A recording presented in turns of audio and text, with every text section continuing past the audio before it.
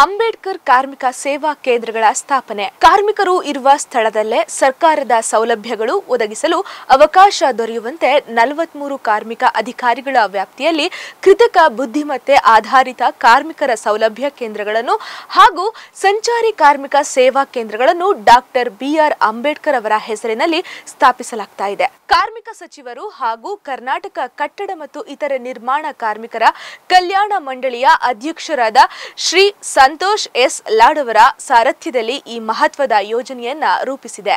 ಒಂದೇ ಸ್ಥಳದಲ್ಲಿ ಕಾರ್ಮಿಕ ಇಲಾಖೆಯ ಪ್ರಯೋಜನಗಳನ್ನು ಪಡೆದುಕೊಳ್ಳಲು ಏಕ ಗವಾಕ್ಷಿ ಸೌಲಭ್ಯಗಳಿಲ್ಲ.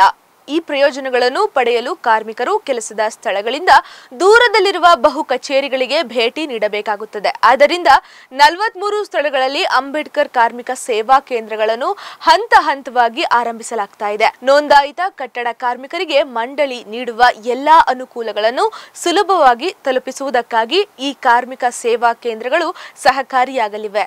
ಇನ್ನು ಕೇಂದ್ರಗಳ ವಿಶೇಷತೆಗಳನ್ನು ನೋಡುವುದಾದರೆ, ಕಟ್ಟಡ ಮತ್ತು ಇತರ ನಿರ್ಮಾಣ ಕಾರ್ಮಿಕರನ್ನು ನೋಂದಾಯಿಸಲು ಮತ್ತು ಅವರಿಗೆ ವಿವಿಧ ಸೌಲಭ್ಯಗಳನ್ನು ವಿತರಿಸಲು ಕೃತಕ ಬುದ್ಧಿಮತ್ತೆ ಆಧಾರಿತ ಕಾರ್ಮಿಕ ಸೌಲಭ್ಯ ಕೇಂದ್ರಗಳನ್ನು ಸ್ಥಾಪಿಸಲಾಗುವುದು. ಸಂಚಾರ ಸೇವಾ ಕೇಂದ್ರಗಳನ್ನು ಸಹ ಆರಂಭಿಸಲು ಕ್ರಮ ಕೈಗೊಳ್ಳಲಾಗುತ್ತಿದೆ. ಈ ಕೇಂದ್ರಗಳಲ್ಲಿ ಎಲ್ಲಾ ಆಡಳಿತ ಮತ್ತು ಸೇವಾ ಸಂಬಂಧಿತ ಪ್ರಕ್ರಿಯೆಗಳನ್ನು ನಿರ್ವಹಿಸಲು ಏಕೀಕೃತ ಡಿಜಿಟಲ್ ವ್ಯವಸ್ಥೆಯನ್ನ ಜಾರಿಗೆ ತರಲಾಗುವುದು. ಬಳಕೆದಾರ ಸ್ನೇಹಿ ಮೊಬೈಲ್ ಅಪ್ಲಿಕೇಶನ್ ಅನ್ನು ಆರಂಭಿಸಲಾಗುವುದು. ಈ ಮೊಬೈಲ್ ಅಪ್ಲಿಕೇಶನ್ ನಿಂದ ಕಾರ್ಮಿಕರು ದಾಖಲೆಗಳನ್ನು ಅಪ್ಲೋಡ್ ಮಾಡಬಹುದು ಮತ್ತು ವಿವಿಧ ಸೌಲಭ್ಯಗಳ ಅರ್ಜಿಗಳ ಪ್ರಗತಿಯನ್ನ ಟ್ರ್ಯಾಕ್ ಸಹ ಮಾಡಬಹುದು.